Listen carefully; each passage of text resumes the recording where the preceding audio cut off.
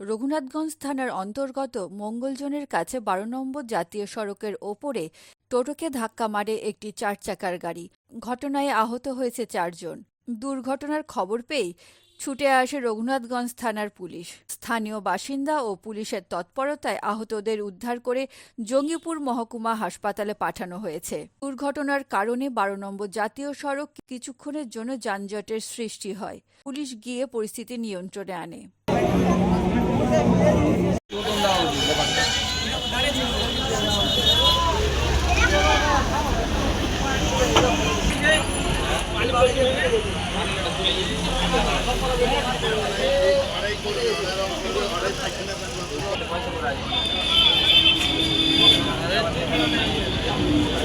দাঁড়িয়ে যা tension pass হয়ে গেলে তো উঠিয়ে দিবে।